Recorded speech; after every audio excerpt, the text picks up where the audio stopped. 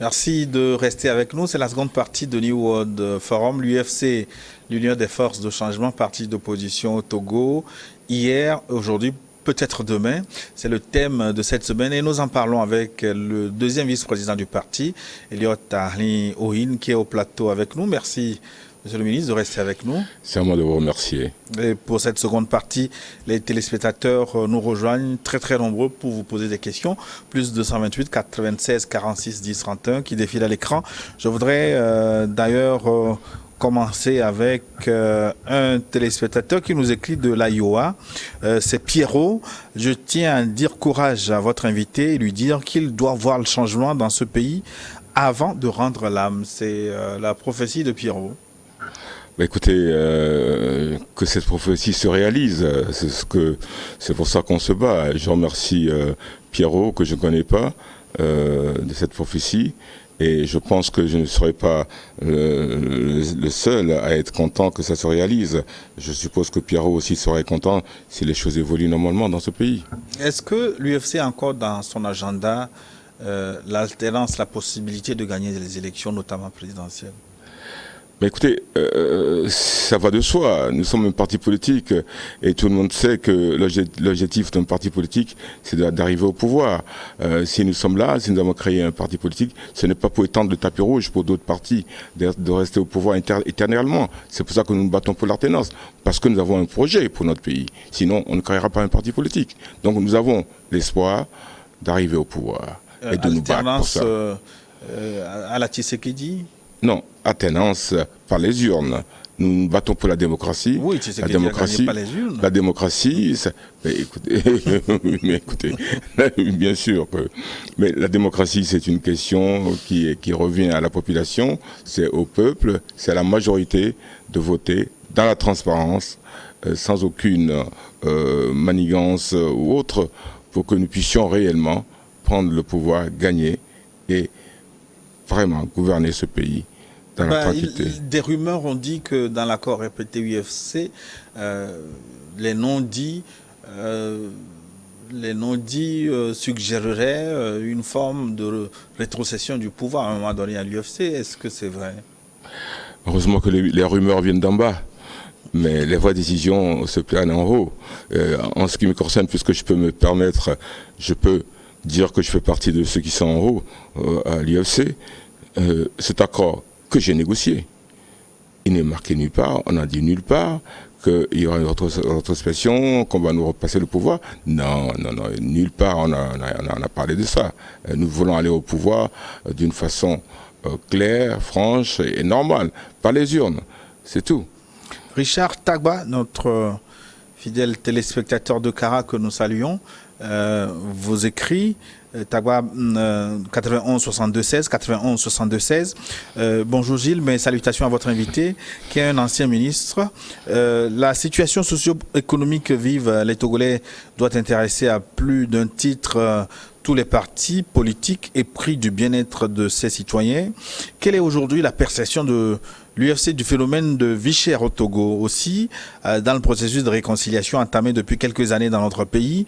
Quelle est la position réelle de l'UFC par rapport à hier? Hier, il met dedans des dizaines d'années. Commençons par la vie chère.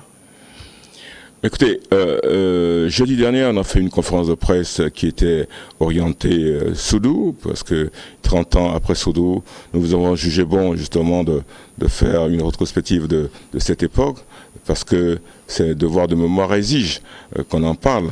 Mais au-delà justement de ce qu'on a dit de Soudou, de l'explication qu'on a donnée pour nos jeunes qui n'étaient pas au courant. J'étais à une radio la dernière fois où le journaliste me faisait savoir qu'à l'époque il avait 3 ans.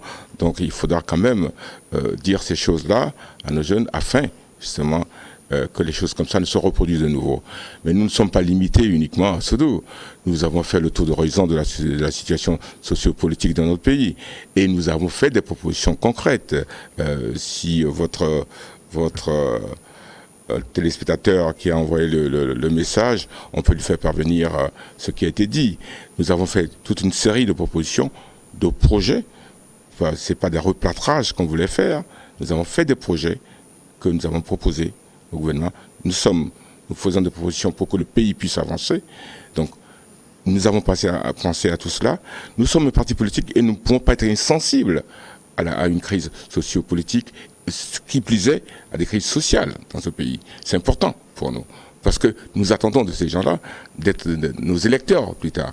Donc, effectivement, nous avons une position de ce côté-là. Nous avons fait des propositions dans tous les domaines, pratiquement. Pas tous les domaines importants. Concernant spécifiquement la vie chère, qu'est-ce que vous recommandez au gouvernement pour soulager les quotidiens des Togolais? Mais je pense que le gouvernement a pris un certain nombre de mesures. Nous ne pouvons que les appuyer dans ce genre de mesures. Je pense aussi que le gouvernement n'a pas eu beaucoup de choix. Le prix du pétrole, qui joue un rôle prépondérant dans ce qui se passe dans notre pays, a fait que, il y a eu aussi la pandémie de Covid-19 qui n'a pas facilité les choses pour le système, pour le gouvernement.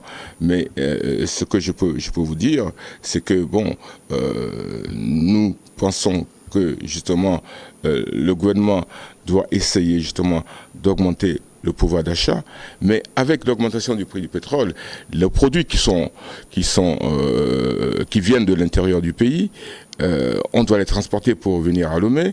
Ça ne peut qu'augmenter les choses, parce que nous avons appris que le gouvernement a plafonné certains produits de première nécessité, mais nous pensons que c'est très difficile de plafonner ces produits-là, pour la pure simple raison que le transport, vu le coût de l'augmentation du prix du pétrole en ce moment, c'est très difficile. Et nous avons même peur que les gens qui cultivent ces produits-là les stockent pour ne pas les vendre. Parce que si on plafonne, on vous oblige à vendre à un prix.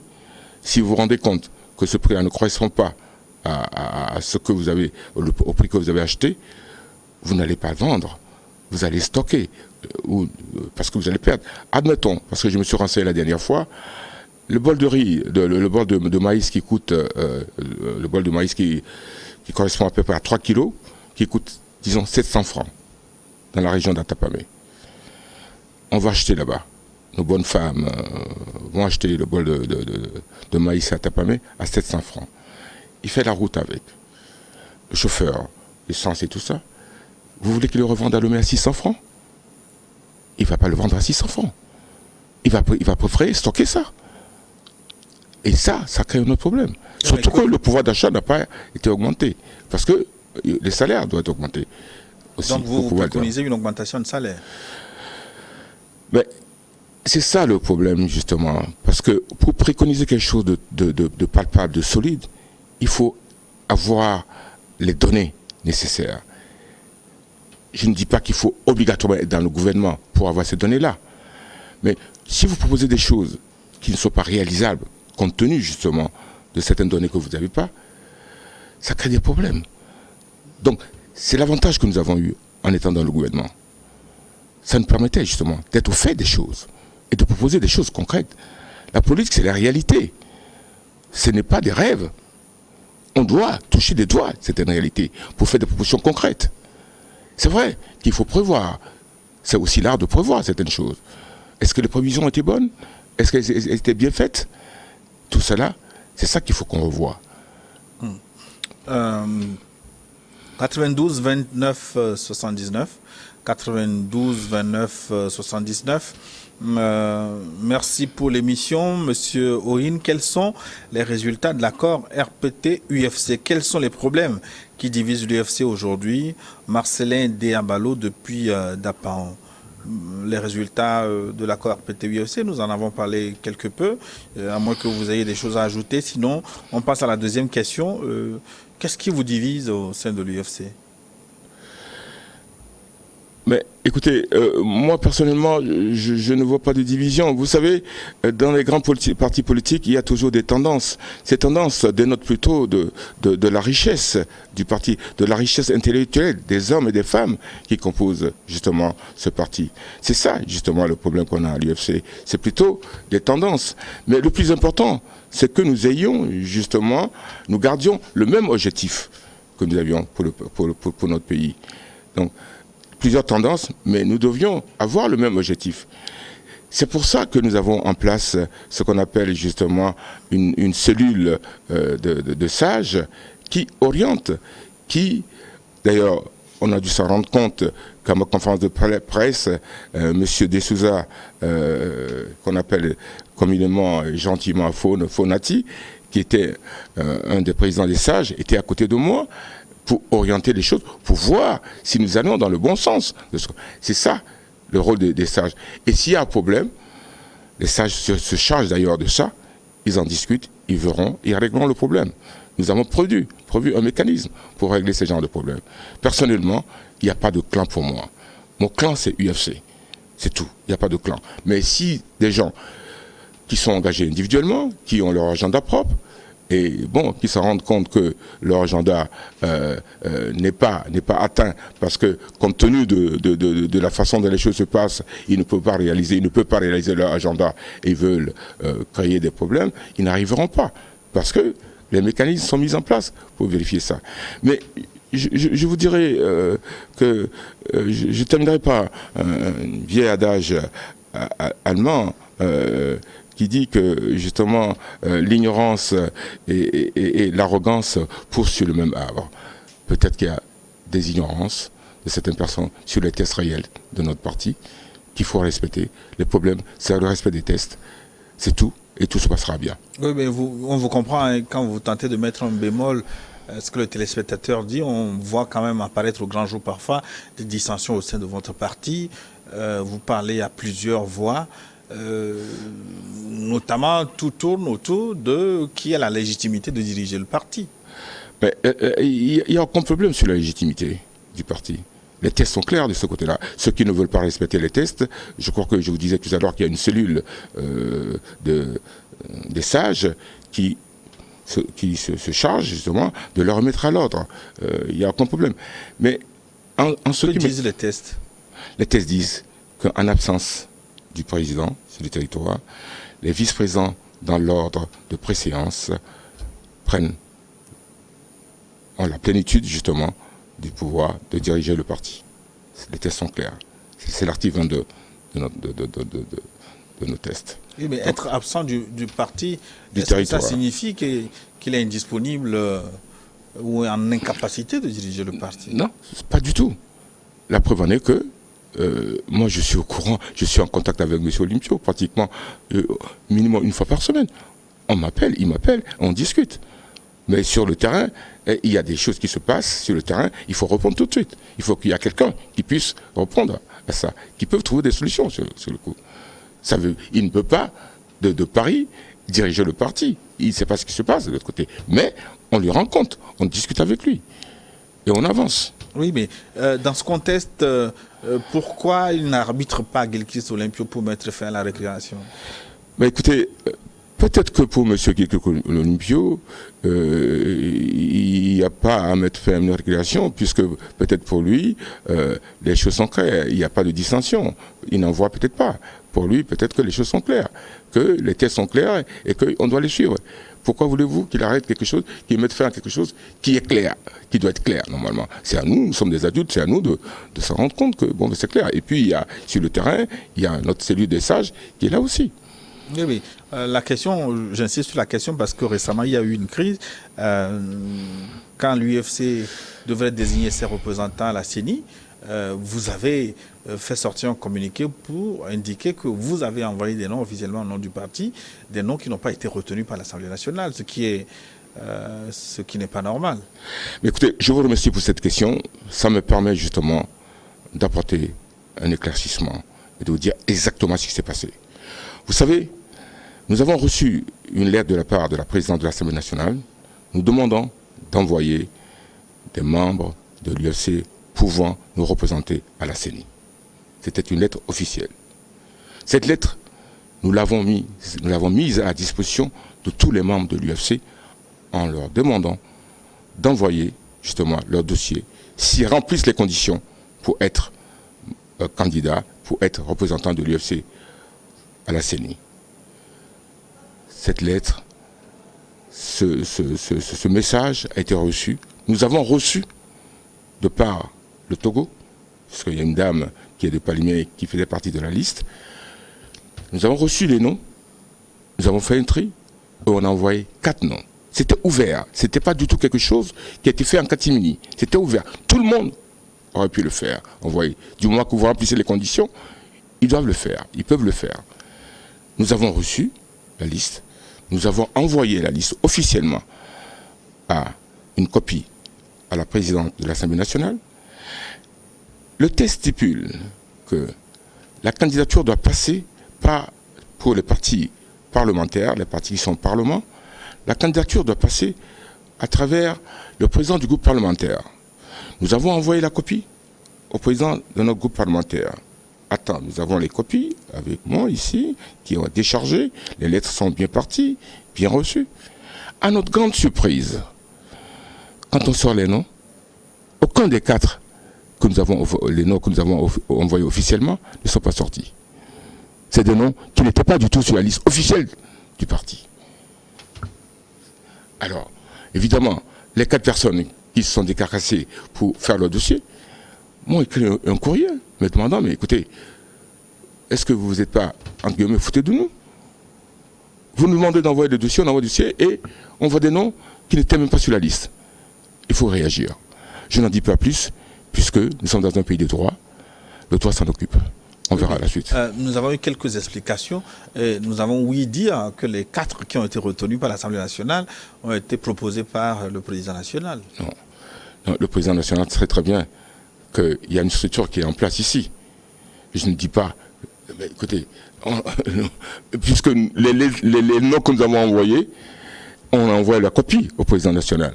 Nous avons aussi des feux. Le président national ne nous a pas répondu en disant « j'ai déjà envoyé des noms ». Et d'ailleurs, ça ne se fait pas comme ça. Nous battons pour la démocratie, les choses doivent se faire dans la transparence. On a envoyé la copie des noms qui ont été choisis après, justement, avoir mis, justement, cette possibilité à la disposition de tous les militants de l'UFC. On a envoyé au président la liste. Et qu'a-t-il dit de cette situation, finalement? Mais le président, pour le moment, n'a rien dit. Est-ce que, bon, il est peut-être préoccupé par beaucoup de choses en ce moment. Mais bon, nous sommes là. Nous devons réagir pour faire avancer le parti. 92 52 62, 92 52 62. Bonjour le plateau, c'est Gouro Aouissi depuis Togblekopé. Une question à votre invité. L'UFC fait partie du Code 2, une alliance composée de 25 mouvements politiques et syndicaux. Pourquoi ces 2 organisations ont refusé de prendre part aux élections législatives du 6 février 1994? C'est une question qui ne nous rajeunit pas. Hein? Ça nous ramène beaucoup trop loin. Il a dû sûrement avoir une raison pour qu'on ne le prenne pas. Je me rappelle plus exactement. Je vais vous avouer. Les législatives de 94 qui ont vu la victoire de l'opposition composée du CAR et de l'UTD à l'époque.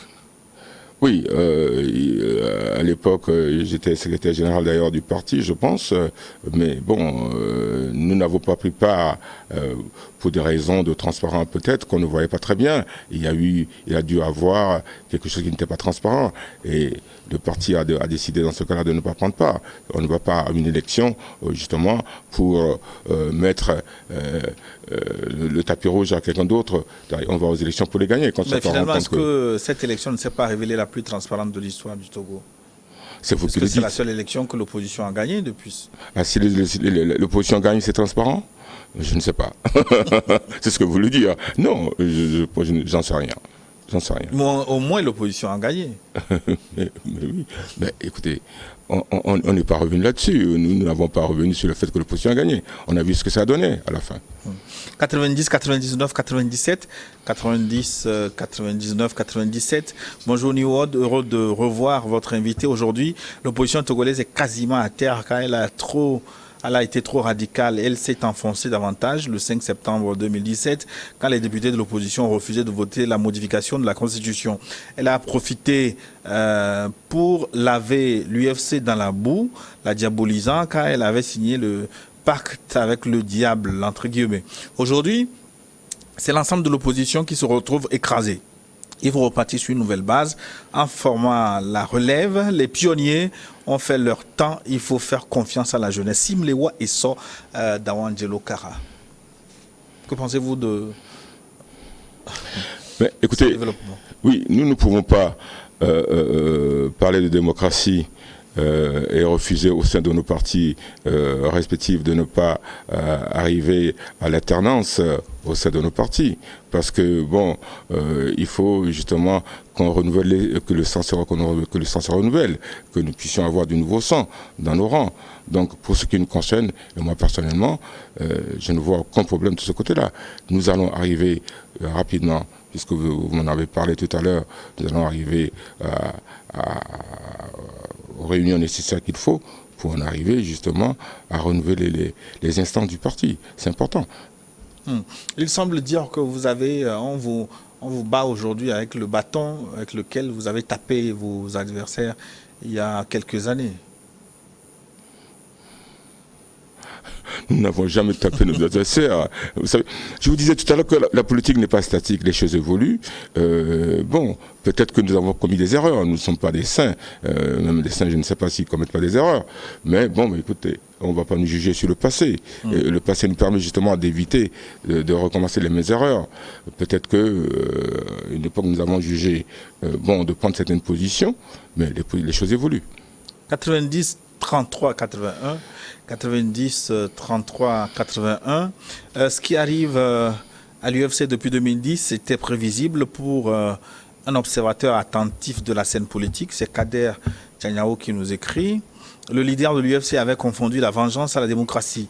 Pendant longtemps, il a mis dans le subconscient des Togolais qu'il était le seul opposant au régime du général Eyadema. À l'époque, il excellait dans les injures et diffamations.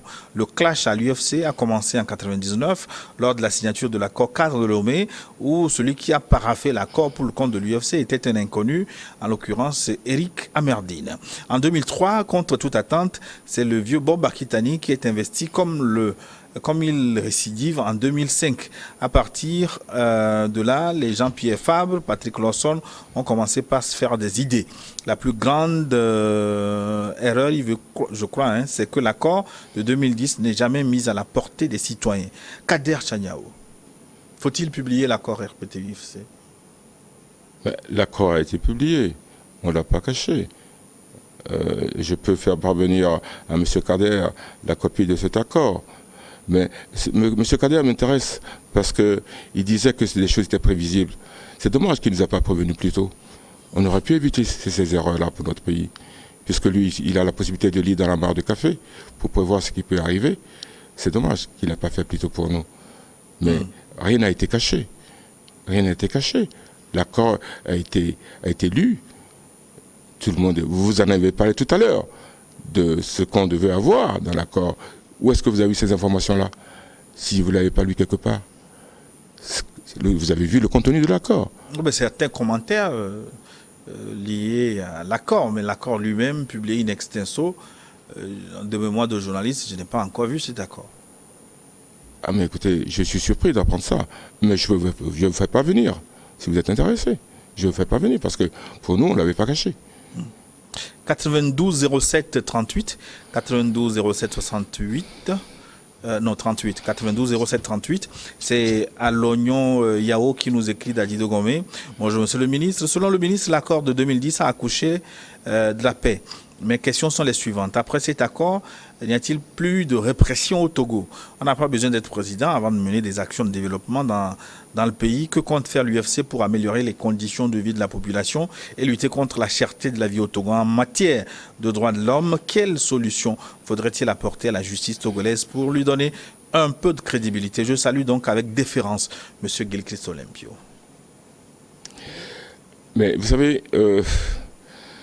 c'est vrai qu'il y a eu cet accord, il n'y a pas de perfection dans le monde, on ne peut pas dire que c'était parfait. Si c'était parfait, on n'en serait peut-être pas là, je ne serais peut-être pas là en train encore de parler des problèmes du Togo. Je dis que bon, c'est pas quelque chose qui est statique, les choses évoluent. Mais s'il y a des bavures ou des choses qui sont commises, ce n'est pas lié à l'accord. L'accord a été signé, on a essayé justement de faire avancer les choses, mais Nous avons été au gouvernement.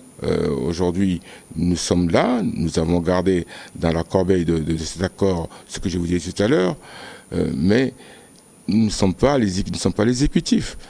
Et s'il y a des bavures, des choses, le chef de file de l'opposition, qui est M. Olympio, a l'habitude de rencontrer le chef de l'État et lui en parle, en discute avec lui, et essaie de proposer des solutions au chef de l'État. Libre au chef de l'État de les exécuter ou de les mettre en pratique ou pas. Mais le chef de file de l'opposition, il a toujours fait son travail. Il rencontre régulièrement, épisodiquement, le chef de l'État et lui rend compte de la situation du pays à son niveau. Mais maintenant, c'est au chef de l'État de voir ce qu'il a à faire. C'est lui qui a gagné les élections. On ne peut pas gagner l'élection et demander à M. Olympio de gouverner. Nous disons ce qu'il faut faire. Nous essayons. La preuve en est qu'hier, à notre conférence de presse, nous ne sommes pas contentés de critiquer. Nous avons fait des propositions concrètes dans le domaine justement de l'emploi et de l'économie, dans le domaine de la santé, dans le domaine de l'éducation et dans le domaine justement aussi de l'enseignement. Des propositions ont été faites. Une question qui concerne les enseignants. 92 65 58, 92 65 58. Bonjour, Son Excellence, Monsieur le Ministre. Que Dieu vous accorde encore la longévité, de même qu'il vous permette de revenir sur vos analyses, que vous martelez que l'alternance est la vitalité de la démocratie. Mais votre accord avec RPT et ou UNIR n'était-il pas la mise en veilleuse de cette alternance au Togo? À ce moment où le Togo, le monde éducatif subit de l'emprisonnement, des reversements à la fonction publique et des licenciements, quel est votre regard personnel et celui de votre parti de cette situation et aussi de la vie chère sans... pardon à l'ensemble des Togolais. Oscar, l'arrêt depuis Dapan. Je retiens quelques éléments. Bon, il vous dit, est-ce que vous ne compromettez pas l'alternance en signant cet accord en 2010? Mais si nous compromettons l'alternance, nous compromettons l'existence de notre parti et l'essence même de notre parti. Pourquoi créer un parti politique sans avoir envie de gouverner? Puisque la finalité d'un parti politique, c'est de prendre le pouvoir. Si c'est pour être derrière un autre parti, nous ne créerons pas un parti. Donc ne dites pas que nous voulions, nous avons arrêté l'alternance en signant cet accord. C'est le contraire. Nous avons signé cet accord pour permettre à notre pays de vivre autrement et de faire avancer justement les choses. Maintenant, pour ce qui concerne les enseignants, nous avons aussi fait une proposition jeudi dernier à la conférence de presse. Nous pensons, parce que les problèmes qui touchent ces secteurs sont des problèmes récurrents, qui reviennent régulièrement. Nous préconisons que rapidement, qu'on mette en place justement tout ce qu'il faut pour qu'on arrive aux états généraux de l'enseignement, pour qu'on mette sur la table tous les problèmes qui touchent ce secteur et qu'on trouve des solutions, je ne dirais pas définitives, mais des solutions de longue durée à ce problème-là. Je crois que c'est important. Et pour ce qui concerne les gens qui sont en prison et autres, il est évident que c'est dommage que M. Olympio n'est pas sur le territoire en ce moment, mais pour des cas comme ça, en tant que président du groupe, président de chef de file de l'opposition, il demande à revoir le président, à en discuter avec lui. Il y a des choses qui se passent. Ça, c'est que ce n'est pas vous qui devenez le chef de file de l'opposition. Oui et non. Parce que nos tests ne sont pas clairs de ce côté-là. Je dois me référer, je dois voir avec lui. Peut-être que d'ici quelques jours d'ailleurs, je le verrai. J'espère qu'il va se déplacer ou on verra. Mais oui, nous pouvons faire passer notre point de vue, notre façon de voir les choses par d'autres canaux aussi. Mais il est clair que l'UFC ne peut admettre justement ces arrestations de ces enseignants qui sont arrêtés ou des jeunes et tout ça. Non, nous sommes contre cela. Et nous nous battons pour ça. 96, 43, 90. 96, 43, 90, c'est Agbledjo Kofi Julien depuis Adeti Kopé. Le parti UFC, c'est un parti qu'on a connu depuis l'enfance. Ma question est celle-ci. Nous pouvons croire aujourd'hui que l'UFC peut, est-ce que nous pouvons croire aujourd'hui que l'UFC peut nous amener à l'alternance, hein? Les partis politiques pensent également à la vie de la population. Pensez-vous aussi, est-ce que vous pensez aussi à notre SMIG? Que faites-vous pour les conditions de vie de la population? Nous voulons voir aussi vos réalisations avant les élections, car vous êtes de la maison, ça a duré. Oui, c'est vraiment... Bon, écoutez, non, nous pensons réellement que nous devons nous impliquer, nous nous sommes impliqués, nous avons fait des propositions, je pense que le gouvernement est au courant de nos propositions, mais c'est pas nous qui mettons les choses en place. Nous ne pouvons que proposer, et c'est le gouvernement qui décide. Maintenant, ne pensez pas que nous pourrions agir à la place du gouvernement. Ça, c'est pas possible. Nous ne pouvons pas le faire. Ça, c'est clair. 93, 28, 94, une question bien insolite. 93, 28, 94. Moi, c'est pas comme. Hein. Ma question est la suivante, monsieur le ministre. Quelle est la relation entre le ministre Pascal Bojona et l'UFC? Ne voyez-vous pas que le gouvernement ou le peuple togolais a besoin de son excellence Pascal Bojona, et si on vous propose d'être à nouveau unis avec l'ANC, est-ce que vous allez accepter? La première question, je ne sais pas pourquoi il le dit, peut-être les téléspectateurs parfois sont dans le secret des dieux. Pascal Bojona a-t-il adhéré à l'UFC? Ah bon? Écoutez, notre parti politique est ouvert, hein, si Pascal Bojona veut nous rejoindre. Bon, mais écoutez, nous le recevons. Tout le monde est libre de venir à l'UFC, il n'y a pas de problème de ce côté-là. Mais écoutez, nous avons des bons rapports avec M. Pascal Bojona, nous étions dans le gouvernement ensemble. C'est un camarade de gouvernement. Je n'ai pas de problème particulier avec M. Pascal Bojona. Nous nous voyons des fois, on peut se rencontrer à certains endroits et on discute ensemble. Il n'y a pas de problème particulier. Et ça, c'est clair de ce côté-là. Maintenant, la suite de la question, c'est... Mais est-ce que vous pouvez retravailler avec l'ANC? Mais pourquoi pas? Le plus important pour nous, c'est que le Togo doit avancer. S'il faut que nous retravaillions avec l'ANC pour faire avancer le Togo, nous allons retravailler avec l'ANC. On n'a aucun problème avec l'ANC. C'est les gens de l'ANC qui ont quitté l'UFC. Si à un moment donné, je vous dis que la politique n'est pas statique. Si les choses évoluent de telle manière que les gens de l'ANC veulent revenir, M. Olympio, quand ils sont partis, il leur a dit que les portes et les fenêtres sont largement ouvertes pour ceux qui veulent revenir. Certains sont revenus d'ailleurs à une époque. Mais écoutez, si nous devons nous retrouver avec l'ANC pour faire avancer les problèmes du Togo, il n'y a aucun problème. D'ailleurs, je disais dans ma conférence de presse la dernière fois que je prendrais mon bâton de pèlerin pour aller voir mes autres frères de l'opposition, pour discuter, pour voir un peu ce qu'on doit faire. Et je le ferai, à l'absence de M. le Président, du président de Guy Olympio. 91 72 17. 91 72 17. Bonjour et merci à vous pour l'émission. En tant que deuxième vice-président de l'UFC, comment travaillez-vous avec le parti au pouvoir pour changer les choses, notamment en ce qui concerne la hausse des prix des produits de première nécessité, le bidon d'huile de 32 000 à 30 000? Je ne pense pas que c'est une diminution, écrit notre téléspectateur Komi de Toblecop également. À côté de nous, au Bénin, le SMIC est passé à 52 000. Ma question, est-ce que le Bénin n'a-t-il pas aussi traversé la période de la pandémie à Covid? C'est la bonne volonté qui peut faire avancer les choses. Bonne soirée à vous, Komi de Toblecop. Oui, écoutez, c'est très facile de comparer les pays entre eux. Les pays n'ont pas les mêmes possibilités, les mêmes moyens. C'est ça qu'il faut voir. Et puis, pour demander à un gouvernement de faire ceci ou de faire cela, il faut savoir exactement les moyens de ce gouvernement.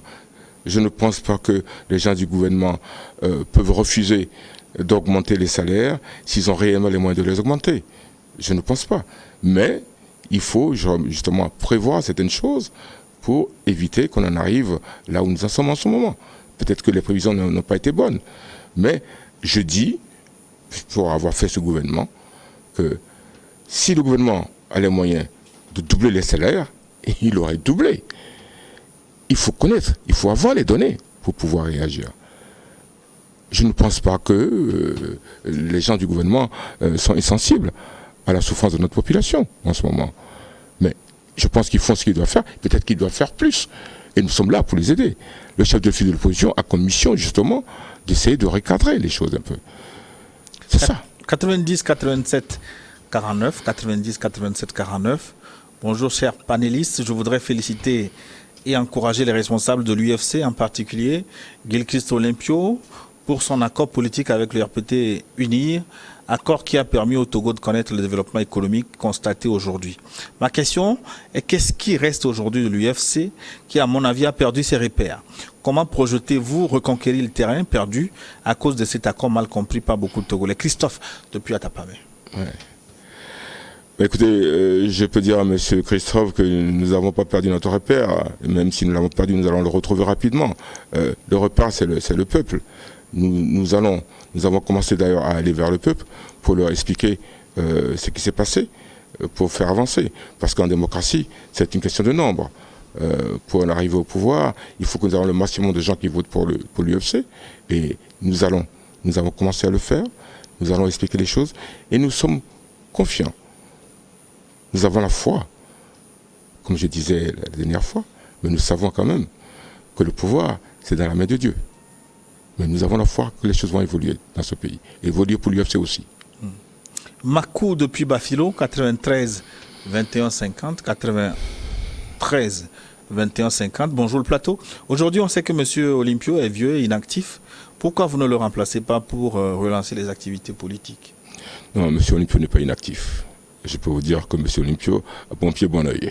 Ben, il a un certain âge. Il a un certain âge. 85 ans, 85-86. Comme tout le monde, il a pris de l'âge. Mais ça ne lui empêche quand même pas de raisonner, de réfléchir, de nous donner des orientations.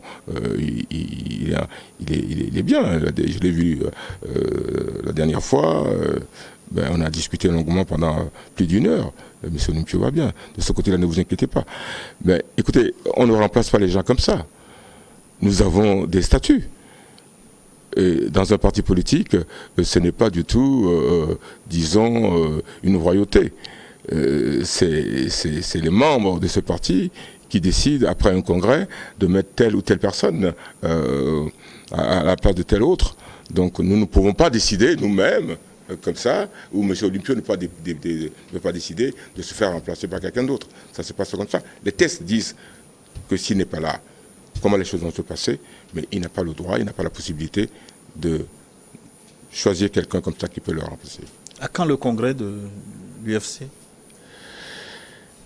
Mais cette question revient, et j'ai déjà plus ou moins répondu en disant que, le congrès, nous l'attendions, parce que, vous savez, on ne peut pas se battre pour la démocratie et demander l'alternance si nous n'arrivons pas, si nous ne la faisons pas nous-mêmes au sein de notre parti. Mais l'alternance passe justement par le congrès, comme vous le dites. Mais le congrès, il y a des règles qu'il faut suivre. À l'UFC, nous avons deux possibilités d'arriver au congrès. Où le bureau directeur convoque ce qu'on appelle le Conseil national en préparation du congrès, ou le président convoque un congrès extraordinaire. C'est les deux possibilités que nous avons. Dans les deux possibilités, c'est toujours le président national de l'UFC qui décide, qui prend la décision. Et la dernière fois, j'en ai parlé avec lui. Je pense que rapidement... les prérogatives du président national, pourquoi vous ne convoquez pas le congrès? Non, le congrès, c'est parce qu'il faut suivre les thèses de près. Parce que le congrès, c'est assez spécial. On ne peut pas... parce que on joue un peu l'intérim, là. L'intérim ne peut pas prendre des décisions de cette ampleur. C'est quand même une décision importante. Mais M. Olympio, la prochaine fois, dès qu'il sera là, rapidement, on ira au congrès. Nous l'attendions tous. On doit aller au congrès. Ça, c'est clair. Personne n'a peur du congrès. Il faut qu'on y arrive. 90 33 81, 90 33 81. Le téléspectateur nous envoie une photo de la rue de M. Aruna Mama, qui est un député cuite de Tchaoudjo à l'époque. Il dit Rebonsoir, mon frère Gilles. Je suis le fils d'un ancien député CUT, donc Aruna Mama. Je tiens à dire à M. Ohin que j'ai pris mes distances avec l'UFC au lendemain de l'accord de 1999. Si M. Gilles Christ n'a pas confiance à ceux qui se battent quotidiennement pour le parti, qu'en est-il pour nous qui sommes dans l'ombre? Mais sa question n'est pas claire pour moi. Pourquoi il peut dire que M. Gilles Christ n'a pas confiance Il me semble qu'il fait allusion à l'accord de 99 signé par Éric Amerdine qui était venu, on va dire, qui n'était pas très connu dans les instances du parti. Mais justement, vous savez, dans un parti politique, il y a des gens qu'on voit tous les jours. Il y a d'autres qui sont vraiment des fervents militants du parti, qui sont dans l'ombre, qui travaillent énormément pour le parti. C'est le cas de M. Amerdine, qui était à la première loge, qui a travaillé énormément pour le parti. Ce n'est pas quelqu'un qu'on a été prendre comme ça. Non, pas du tout. Je peux vous dire que ce n'est pas le cas. Mais maintenant, pour le monsieur que je salue, son père a été un éminent député du CUT, il a fait un choix, mais j'aimerais prendre contact avec lui pour en discuter avec lui, pour lui expliquer certaines choses. Parce que, bon, écoutez, nous sommes ouverts, nous voulons que les nôtres reviennent au bercail. 90, 39, 91, 90, 39, 91, ils sont très très nombreux à poser les questions à M. Ohin. Je rappelle pour une dernière fois encore le contact plus 228 96 46 10 31. Cette fois-ci, c'est Badian Aboudou qui nous écrit d'Atapamé. On dirait que vous avez beaucoup de sympathisants à Atapamé. Oh, mais écoutez, je ne sais pas, mais vous savez qu'à une époque, la famille Olympio, il y a une grande partie de la famille Olympio qui a résidé à Tapamé. Et d'ailleurs, les Goniski aussi, d'ailleurs, sont de là-bas. 90, 39, 91, bonjour le plateau. Merci à votre invité, M. Elliott. Grâce à cette émission, nous avons pu comprendre un peu ce qui s'est passé à Soudou.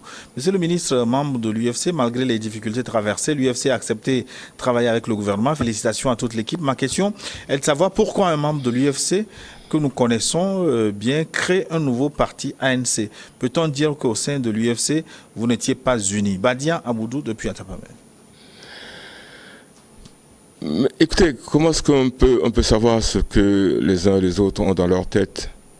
Quand vous êtes engagé dans un parti politique, c'est un engagement individuel. Si vous avez envie de changer, nous ne pouvons pas vous arrêter. Et je ne suis pas en mesure de lui donner les raisons pour lesquelles Jean-Pierre Fabre nous a quittés. Nous regrettons justement ce départ. Et comme je le disais tout à l'heure, nos portes et nos fenêtres sont ouvertes. Ils peuvent revenir. Monsieur Olympio l'a dit, je le répète. Mais je ne suis pas en mesure de lui dire exactement les raisons pour lesquelles il nous a quittés. J'ai essayé de vous l'expliquer à un moment donné qu'ils auraient souhaité négocier eux-mêmes cet accord, ce qui n'a pas été le cas, parce que le président de l'UFC, c'est pas Jean-Pierre Fabre, c'est M. Guy Olympio. Dans ce genre de négociations, c'est le président qu'on met devant.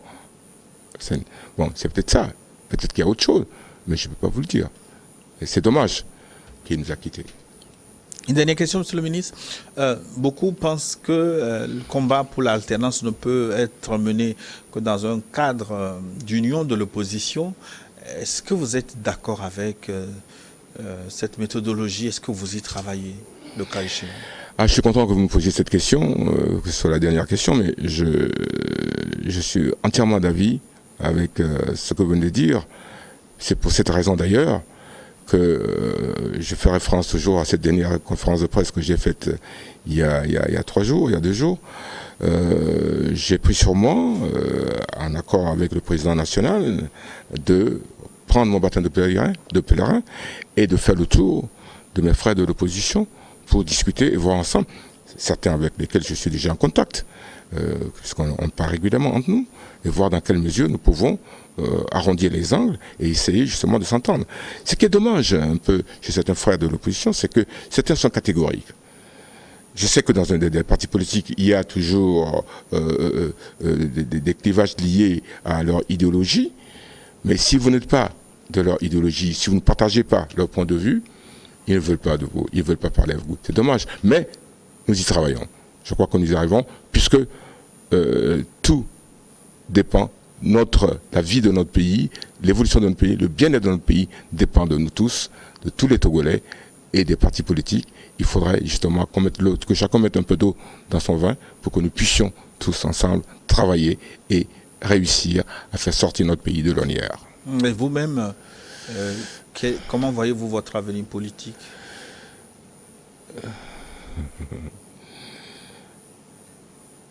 Vous voulez des précisions? Allez-y. Serez-vous candidat à la prochaine élection présidentielle? Non, ça ne se passe pas comme ça dans notre parti. Dans notre parti, c'est une instance qui se réunit, qui décide. Et bon. Qui choisit des personnalités qui ont envie? Est-ce que vous êtes tenté par cette aventure? Mais écoutez, je suis engagé politiquement. Si je peux servir, si je peux arriver à servir mon peuple en premier, et si mon parti pense que je peux, pourquoi pas? J'en suis pas là, c'est pas une idée qui m'a déjà effleuré, mais ça dépendra de beaucoup de choses. Comment voyez-vous l'avenir du Togo? Ah, là, vous me demandez à lire dans la mare du café. Apportez-moi du café. Je vais. Non, trêve de plaisanterie. Je suis de nature très optimiste. Et je pense que le Togo s'en sortira très bien. Merci infiniment, Monsieur le ministre Elliott Ohin. Merci d'être passé chez nous. C'est moi qui vous remercie de m'avoir donné cette occasion de parler à notre peuple. Merci énormément. Nous arrivons donc à la fin de notre forum du jour. À la caméra, nous avions eu Kouonou Stéphane et Nam François. À la technique et réseaux sociaux, Sylvain Tata Djeglu. La réalisation était assurée par Gildas Yama Jaco. Et merci à tous les fidèles téléspectateurs qui ont animé ce forum avec nous. Dans un instant, c'est une nouvelle édition du journal sur votre chaîne préférée. À très bientôt.